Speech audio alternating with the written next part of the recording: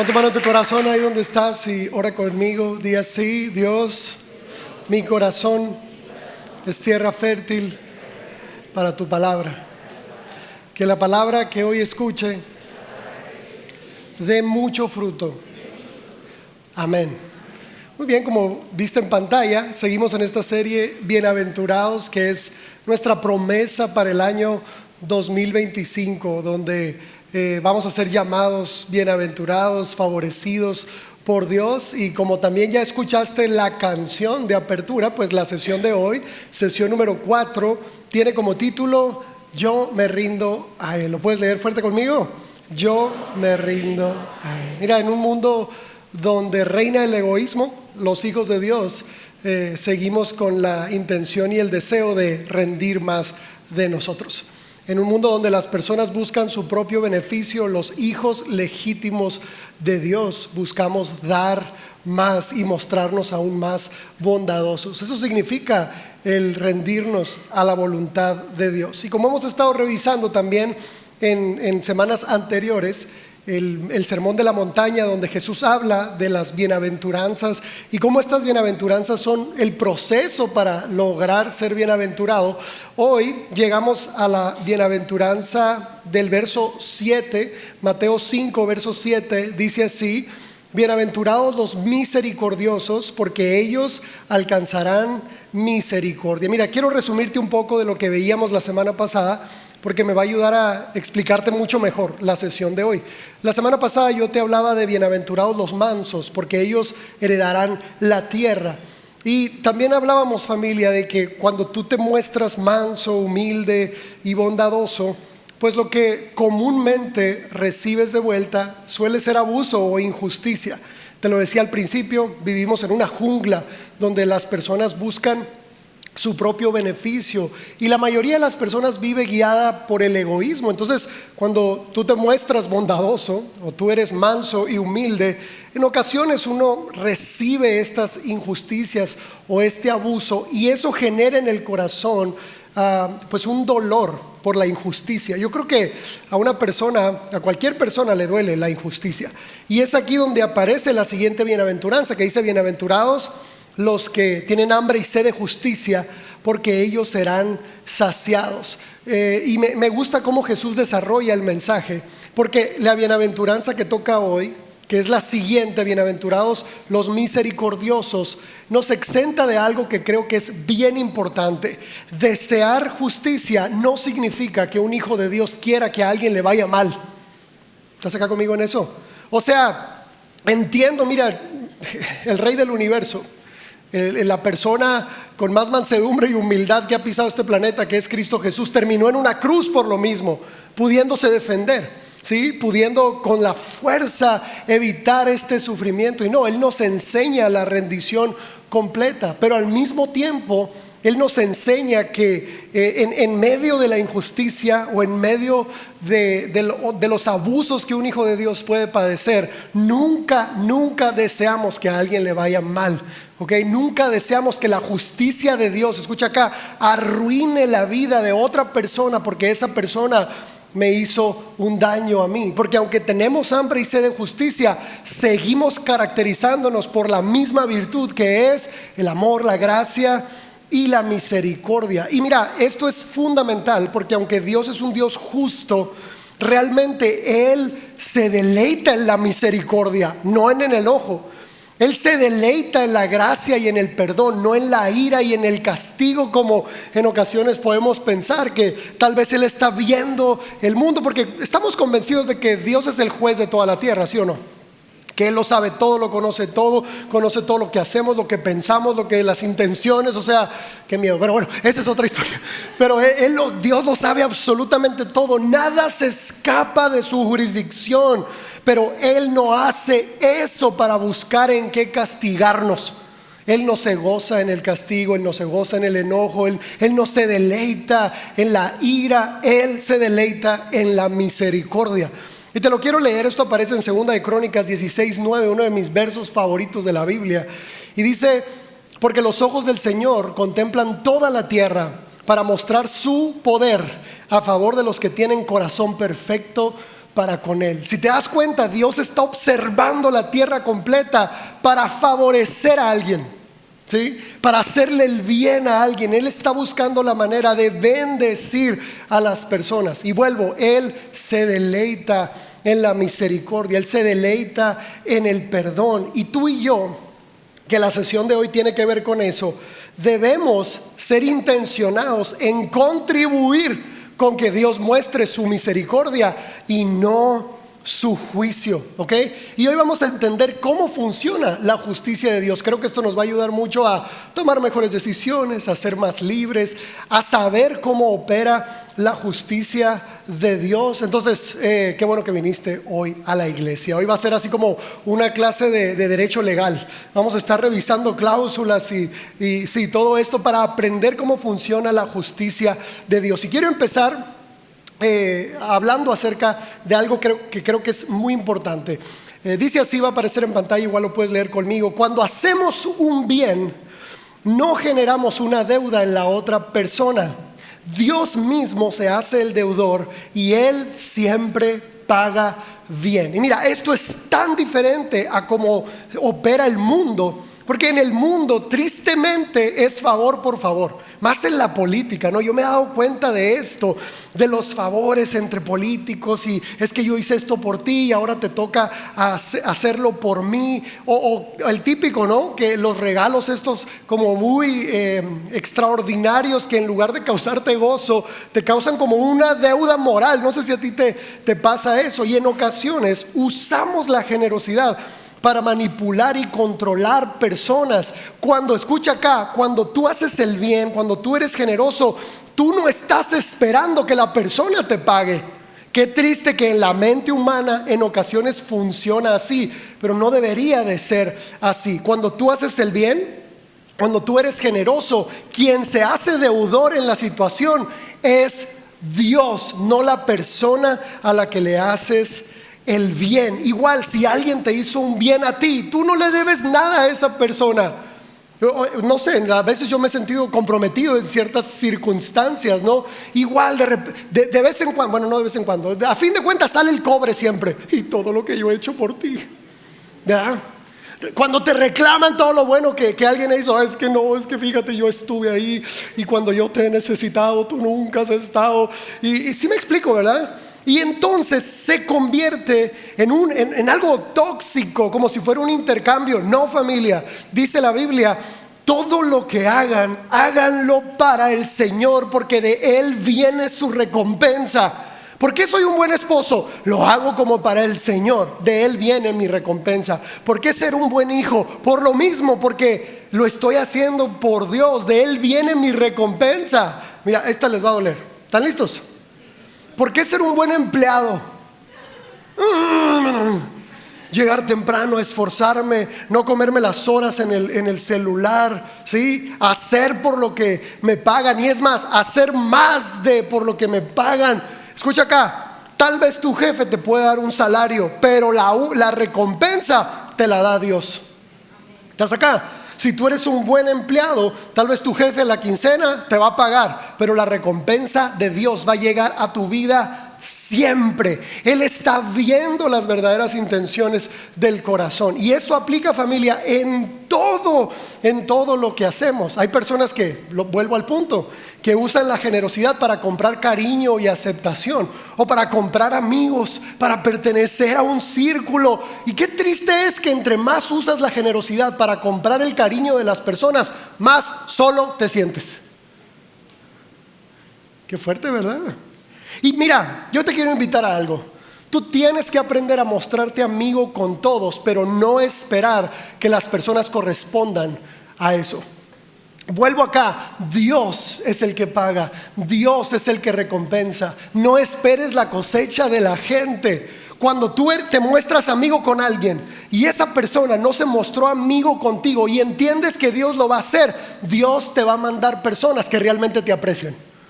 Dios va a enviar amigos y amigas a tu vida que realmente te aprecien. Y mira, esto tiene muchas connotaciones, porque igual sucede con papá y mamá, ¿verdad? Ay, todo lo que hice por ti toda la vida, y ahora tú ni un mensajito me mandas.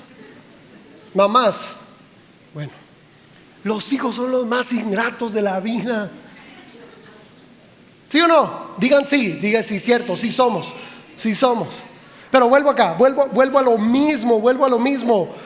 La recompensa viene del Señor. La recompensa viene de Dios, no de las personas. La recompensa siempre viene de Dios. Y mira, la siguiente frase, quiero que la aprendas bien, porque no hagas el bien si no tienes la fuerza para soportar la ingratitud. Las personas no siempre aprecian lo que eres y lo que haces por ellas. De hecho, lo común es que no lo hagan. Lo común es la ingratitud, familia. Cuando tú encuentras una persona agradecida, es un tesoro. Sí, cuando tú encuentras una persona que dice gracias por lo que hiciste, por lo que has hecho, gracias por tu amistad, gracias por todas las veces que has estado ahí, es un tesoro de persona. Pero la mayoría de las personas no agradecen, mucho menos retribuir, o mucho menos corresponder. Pero te tengo una buena noticia: qué bueno que nadie te pague el bien que has hecho, porque quiero que Dios te lo pague. ¿Sabes por qué quiero que Dios te lo pague? Porque Él paga mejor, Él paga bien, Él paga en abundancia, Él paga en bendición, y eso tiene un valor muy por encima de lo que las personas nos pueden dar. En algún momento alguien me dijo: pastor, pero Dios no es deudor de nadie. Y yo: tienes razón, Dios nos ha dado demasiado como para llamarlo deudor. Pero lo cierto es, familia, que Él sí se adjudica las deudas de aquellas personas a las que tú ayudaste y que no te devolvieron ese bien, o que no pueden devolverte ese bien. De hecho, es mejor que tú ayudes a alguien que no puede corresponder. ¿Para qué? Para que Dios te lo pague. Y mira, aquí quiero hacer un paréntesis. ¿Estás listo para el paréntesis? Esos paréntesis incómodos. La única deuda que en el reino de Dios se permite es la que Dios te puede tener a ti. Es la única. Que Dios te deba algo a ti porque tú le hiciste el bien a alguien. ¿Está bien? Fuera de esa deuda, en el reino de los cielos no se permite ninguna otra deuda. Y te lo explico así para que tú y yo entendamos, familia, que pedirle prestado a las personas es una muy mala práctica financiera. Y no solamente financiera, es una muy mala práctica espiritual. Porque yo he visto cómo familias se separan, amigos se separan por mugres 500 pesos que le prestaste. Nunca, ¿sí me explico? No se hablan, se sacan la vuelta por unos pesos. Mira, la instrucción aquí es la siguiente: si alguien te pide prestado, dile: en mi reino no prestamos. ¿Estás acá? En mi reino no prestamos, no te lo presto, te lo regalo. Ah, ¿verdad?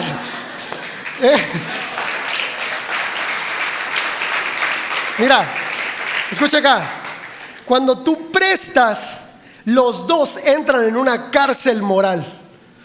Él tiene la deuda contigo y tú estás esperando que Él te lo recompense. Pero si tú se lo das, liberas la bendición para ti, porque es Dios quien te va a pagar a ti. ¿Estás acá conmigo en eso? Entonces, familia, acá en Adulam no prestamos ni pedimos prestado. Y mira, lo tengo que volver a decir, porque aunque lo he predicado en otras ocasiones, la gente lo sigue haciendo. Hay personas que llegan a Adulam buscando qué beneficio económico sacan, a ver a quién le bajan dinero, a ver con quién se victimizan para que se les dé dinero, o llegan vendiendo boletos de rifas de quién sabe qué, o buscando personas para el multinivel o inscribirlas en quién sabe cuántas cosas. ¿Estás acá conmigo? La iglesia no es para hacer negocios. No viniste acá a buscar clientes, no viniste aquí a entregar catálogos para ver quién te compra algo, no viniste aquí a buscar empleados, no viniste aquí a buscar trabajo, no viniste aquí a ver quién te ayuda económicamente. Venimos aquí porque tenemos hambre de Dios. ¿Estás acá conmigo? La iglesia no es para hacer negocios y necesitamos cuidarnos de esto. Al contrario, familia, tú y yo deberíamos de practicar la generosidad siempre. Entonces, cuando te vuelvan a pedir prestado, ¿qué les vas a decir? Yo no presto. Pero mira, ojo con esto. Tal vez te están pidiendo, voy a poner un ejemplo: ¿me prestas 1,000 pesos? Es un decir. Y tú les dices: yo no presto. ¿De acuerdo? En mi reino en mi reino no se presta, pero mira, no te puedo prestar los 1,000, pero te regalo 500, te regalo 200, te regalo 100. En lugar de prestarte, te bendigo y Dios me lo va a pagar a mí y tú tranquilo. ¿Te fijas qué gran diferencia hay cuando obedecemos la palabra de Dios? Y te lo leo porque esto de, ay, Dios no es deudor de nadie. Pues la Biblia dice algo, mira, Proverbios 19:17 dice, el que da al pobre, ¿qué dice? Presta al Señor y Él mismo lo recompensará. Y esto es fabuloso porque el préstamo y la recompensa no es lo mismo. La recompensa es la cantidad que prestaste multiplicada. Mira, si hay un banco que da buenos intereses, es el banco del cielo. Si hay un banco que te regresa realmente mucho más de lo que sembraste, es Dios. Por eso leíamos al principio, si tú haces algo bueno, Dios se hace el deudor y Él es el que recompensa. Ahora, hay una pregunta que me surgió en este punto de la sesión y le dije, Dios, ¿cómo es la recompensa? Porque leemos, ¿no? El que da al pobre presta a Dios y Dios recompensa. Sí, pero ¿de qué se trata la recompensa? O sea, ¿cómo puedo saber que algo que tengo viene de ti? O sea, quiero saber cómo es la recompensa. Y mira, cuando haces las preguntas correctas, Dios contesta. Y acuérdate, la regla número 1 de interpretación bíblica es: la Biblia se interpreta a sí misma. Ah, muy bien, muy bien. La Biblia se interpreta a sí misma. Le dije, Dios, muéstrame en tu palabra cómo es la recompensa. Y familia, encontré un verso impresionante. Y te lo digo impresionante porque aunque he leído la Biblia de Génesis, Apocalipsis decenas de veces, este verso no lo he leído ni una vez en ninguna prédica en 12 años, en más de 1,000 predicaciones. Nunca lo había leído. O sea, había leído el primer fragmento, pero no me había ido a leer los demás versos. Y es impresionante cómo Dios recompensa a las personas misericordiosas. Te lo voy a leer. Salmo 41, del 1 al 4, dice así: bienaventurado el que se preocupa por el pobre. Ya lo veíamos ahorita, el que piensa en el pobre, el que le da al pobre. Pero ¿cómo es la bienaventuranza? Dice, en el día malo el Señor lo librará. Y sigue, familia, el Señor lo guardará y le dará vida para que sea feliz en la tierra. No lo entregará a la voluntad de sus enemigos. Cuando esté enfermo, el Señor lo sustentará, suavizará sus males mientras recobra la salud. Entonces dije, oh Señor, ten misericordia de mí y sana mi alma, porque contra ti he pecado. Familia, no hay mejor plan para el retiro que ser generoso hoy. Mira, si lo lees desde esta perspectiva, cuando tú te acuerdas del pobre, como lo leíamos ahorita, cuando te preocupas por él y en verdad eres generoso con él, lo primero que pasa, y te los voy a enumerar porque quiero que te lleves esta visión en tu corazón. Lo primero que pasa, dice la Biblia, que Dios nos libra del día malo, ¿ok? Y a veces concluimos que Dios nos libra del día malo de la siguiente manera, que sí es, ¿no? Si tú eres generoso cuando tienes, y en dado caso en tu futuro llegara un día de crisis, que te despidieron, que perdiste algo, Dios en ese día es cuando te da la recompensa de todo lo que sembraste cuando sí tenías, ¿ok? Esa es la primera forma de ver que Dios nos libra en el día malo, ¿ok? Pero yo quiero que veas también, porque también se entiende así, Dios nos libra del día malo. Y te lo explico de esta manera. Cuando íbamos a la escuela, bueno, yo era un estudiante de 10, oigan, gracias a Dios, ¿verdad? Yo era un estudiante de cuadro de honor y ese tipo de cosas, ¿verdad? Pero una de las cosas que más me encantaba de la escuela es que no hacía exámenes. En el bimestre te esforzabas, llevabas todas las tareas, hacías todo bien, llegabas temprano, y el día del examen el maestro entraba y decía: a continuación voy a decir a los exentos. Aleluya. Me agarraba a mí la profecía, oigan ahí. Yo era el número 9 de la lista, soy Cota, el número 9 de la lista. Y me acuerdo tanto que siempre yo estaba así de que 9, yo así, ¿no? Y de repente, 9, Cota García está exento. Y yo, familia, era algo impresionante. Ahora, ¿por qué te digo esto? Porque te quiero explicar cómo funciona que Dios te libra del día malo. Cuando tú eres generoso en tu presente, Dios te exenta de una prueba futura. ¿Estás acá? Cuando tú eres generoso en el día de hoy, tal vez en tu futuro había ciertas circunstancias que tenías que atravesar para ser moldeado, para confiar más en Dios, para crecer en tu fe. Y entonces Dios dice, no, está exento porque cuando tuvo fue obediente. Y Dios dice, número 9, bueno, el número que tú quieras, el apellido que sea, ¿verdad?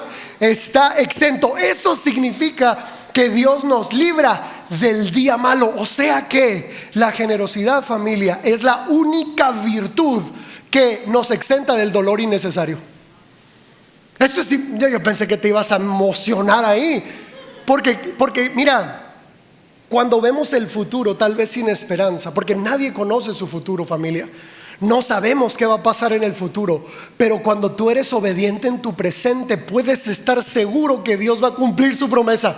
Dios te va a exentar del día de la prueba. Mira, así como el ayuno es autoquebrantamiento, yo lo considero así. Cuando una persona ayuna, está adelantando pasos en su proceso de transformación. Es lo mismo que cuando el otro día estaba leyendo que no hay algo que promueva una vejez en salud que hacer ejercicio hoy.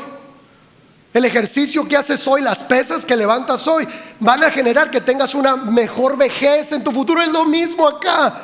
Cuando eres generoso hoy, por eso la Biblia dice, acuérdate del Señor en los días de tu juventud. Porque cuando tenemos fuerza y cuando somos productivos, es nuestra oportunidad para ser generosos. Y mira, si quieres añadirle a esta bendición algo más, adivina qué, haces tesoros en el cielo también. El mismo Salmo explica otra cosa. Entendimos lo de que nos exenta, ¿verdad? Del día de la prueba. Dice también que el Señor nos cuida y nos da vida para que seamos felices. O sea, escucha acá, no solo nos exenta del día malo, sino que añade más días buenos a nuestra vida. ¿Sí? O sea, nos cuida y añade gozo y felicidad en los días de nuestro futuro. También dice que nuestros enemigos no triunfarán sobre nosotros. Y te lo decía al principio, cuando te muestras bondadoso, cuando te muestras manso, ni modo, pero siempre, hashtag, siempre hay un menso usado por el enemigo. ¿Sí o no? Que se levanta y que te critica y que te señala. Y luego toda la Biblia dice que los enemigos en ocasiones son los de nuestra propia casa. Tu mamá y tu papá, y vas a la iglesia otra vez, te están lavando la cabeza, qué bárbaro ese pastor, y luego puro dinero, y ni al caso, pues ni saben lo que está pasando, pero ¿a qué vas? Igual, en lugar de estar aquí en la casa haciendo algo, ni se te nota que eres cristiano. O sea, en ocasiones los enemigos son los de la propia casa, pero la promesa es, hey, mantente en la generosidad, mantente en la misericordia, y va a llegar el día que esos enemigos digan, oh, en verdad lo que decías era cierto. Eso que decías de Jesús es verdad. Mira cómo has cambiado para bien. Wow, de verdad, yo quiero eso mismo que tú. Y eso significa que nuestros enemigos no triunfen sobre nosotros. Y el último de los beneficios que dice es que Él suavizará nuestra enfermedad. O sea, que nos sustentará en la enfermedad y que todavía suavizará los males de la enfermedad. Entonces creo, familia, que la misericordia y mostrarnos bondadosos o ser generosos con las personas necesitadas y con todo tipo de personas es el mejor plan de retiro. Y no estoy promocionando nada, Dios ya había planeado esta situación. Dios ya había concretado cómo funciona su reino. Ahora, el final del verso, el salmista se da cuenta de algo y dice, Dios, perdóname. No sé si recuerdas cómo va, el salmista se va dando cuenta de cómo Dios recompensa al generoso. Y de repente el salmista se detiene y le dice, Señor, perdóname, ten misericordia de mí, porque contra ti he pecado. Y yo creo que ahí el salmista se da cuenta de su egoísmo. Se da cuenta que ha sido materialista, que ha sido egoísta, que ha retenido en lugar de dar, que ha pensado más en sus necesidades y en su propio placer y en su propia seguridad, en lugar de ser la respuesta a la necesidad del mundo. Porque quiero que te quede claro eso: los hijos de Dios no vinimos al mundo para que el mundo nos sirviera a nosotros. Los hijos de Dios estamos aquí en respuesta a la necesidad de las personas. La comida que te sobra a ti es la respuesta a la oración de alguien que no tiene que comer. La ropa que te sobra a ti es la respuesta a la oración de alguien que está orando por ropa para sus hijos. Y eso incluye todas las bendiciones que tenemos de manera extraordinaria. Entonces el salmista dice: Dios, perdóname, he sido egoísta, perdóname. Y mira, aunque ya la semana pasada hablé bien fuerte en contra de las personas malas o los que se mantienen en la maldad, hoy lo voy a hacer otro ratito, ¿sale? Aguántame poquito, porque después de esta confrontación, el salmista tuvo un momento de arrepentimiento y contrición y dijo: Dios, perdóname, quiero hacer las cosas diferente. Pero hay personas que aunque les prediques y les prediques y les prediques, no quieren cambiar. Entonces esta parte es para ti, para este tipo de personas, ¿verdad? ¿Qué pasaría si después de conocer el amor de Dios seguimos dañando a otros? Te lo voy a leer.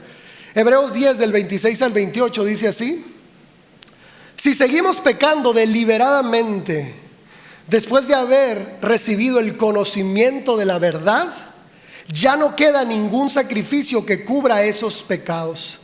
Solo queda la terrible expectación del juicio de Dios. Mira, y quiero que aclaremos algo. El pecado es lo contrario, obviamente, al propósito de Dios. Y el propósito más grande o el mandamiento más grande de la gracia, ¿cuál es? Ama a tu prójimo como Cristo te amó. Ese es el mandamiento más alto de la gracia.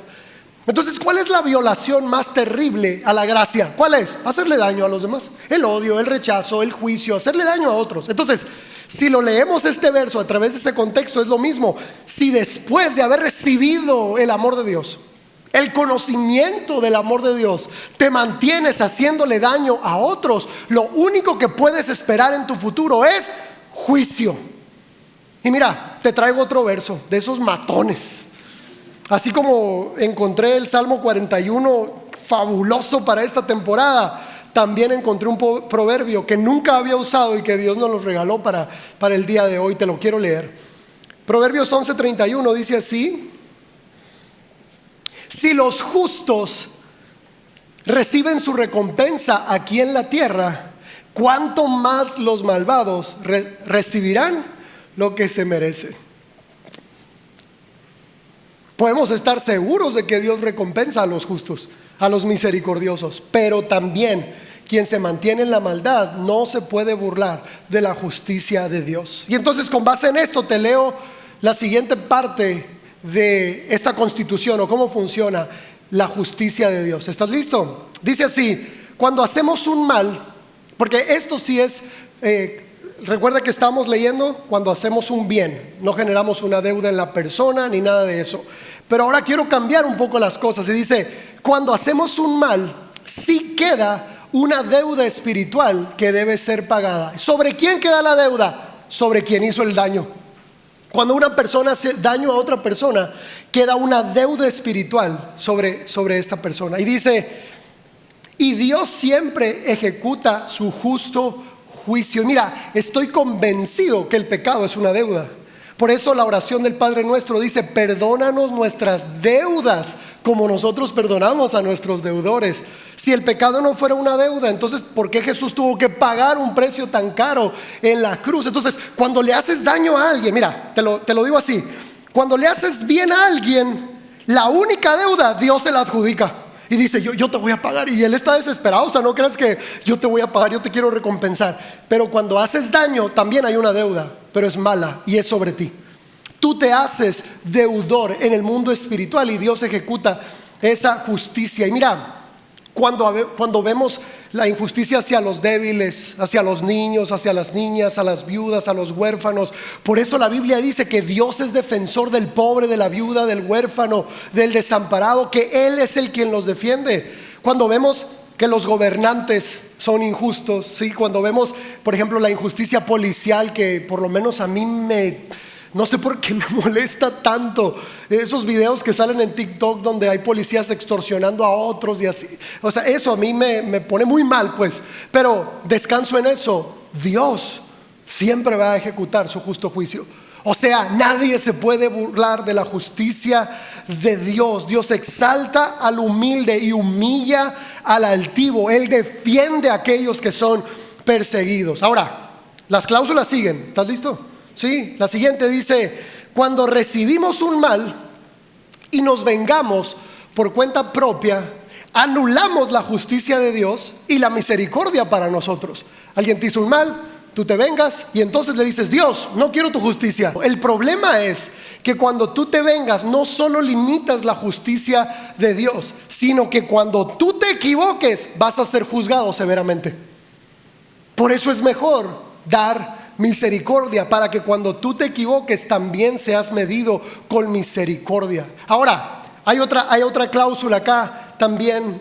¿Dónde voy? Muy bien, importante. Dice así, Santiago 2:13, quiero leerte ese verso. Dice así: porque juicio sin misericordia se hará con aquel que no hiciere misericordia, y la misericordia triunfa sobre el juicio. Este texto se parece mucho al texto de apertura, que los misericordiosos recibirán misericordia.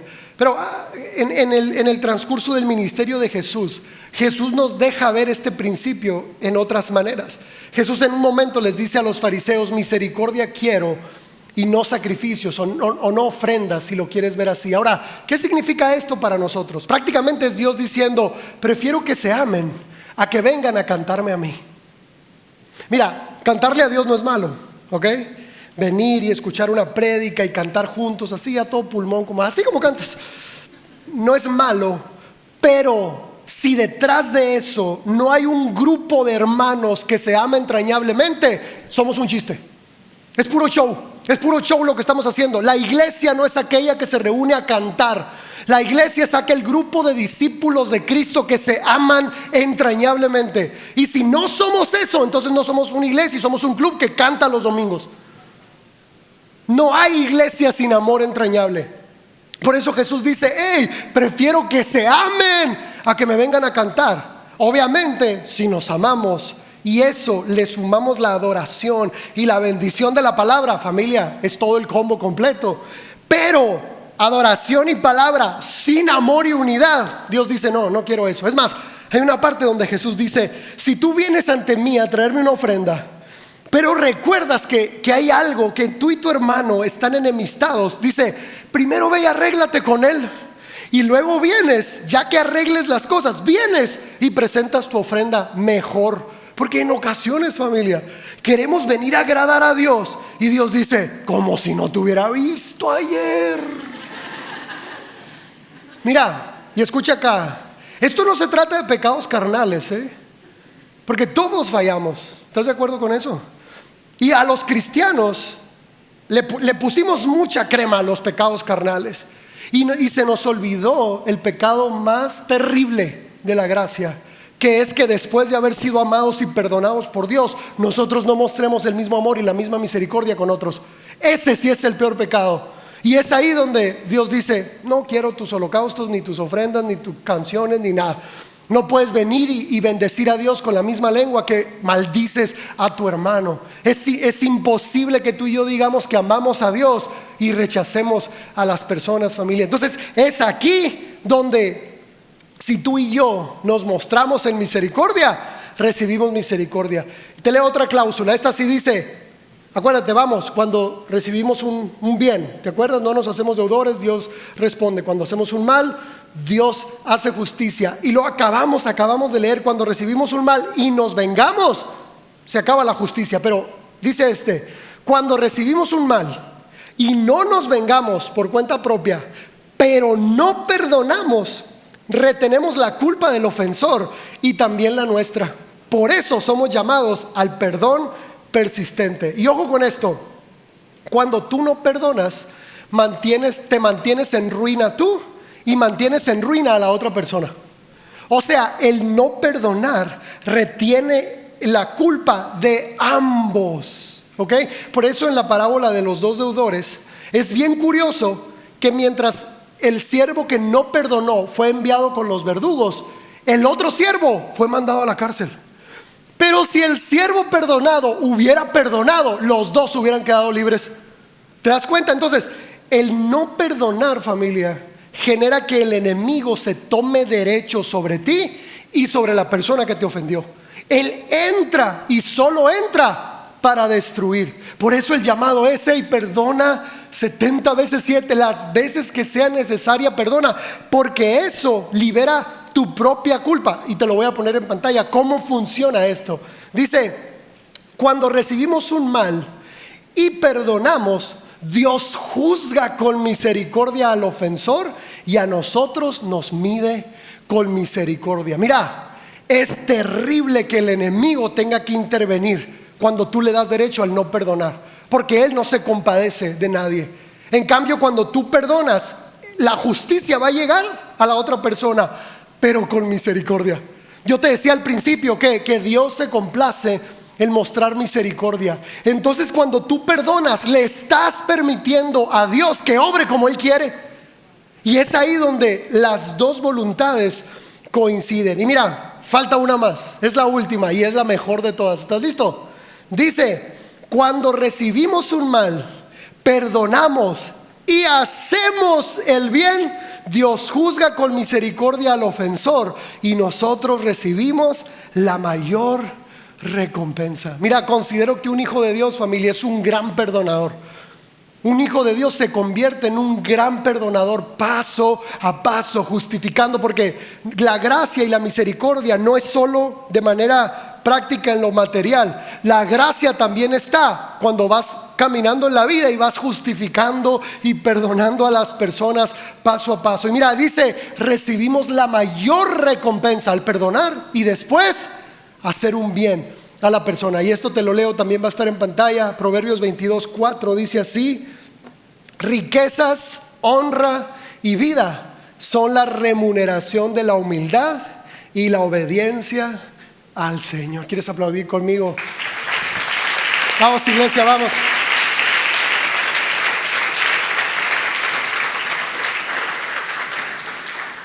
Fíjate qué integral es la bendición de Dios. Riqueza, honra y vida son el pago por ser humildes y por obedecer a Dios. La mayor recompensa, familia, la tenemos los hijos de Dios que actuamos como Cristo Jesús. Por eso ahora entiendo cómo los discípulos decían: me gozo en las tribulaciones, me gozo cuando me persiguen, me gozo cuando hablan mal de mí, porque es mi oportunidad de perdonar, es mi oportunidad de poner la otra mejilla y acarrear recompensa para mí y misericordia para la otra persona. Y quiero concluir la sesión de hoy con un fragmento de la canción con la que empezábamos. Y quiero que lo digas conmigo, porque quiero que te vayas hoy con este sentimiento, con esta realidad en tu corazón. Lo leemos juntos. Dice: todo a Cristo yo me entrego con el fin de serle fiel.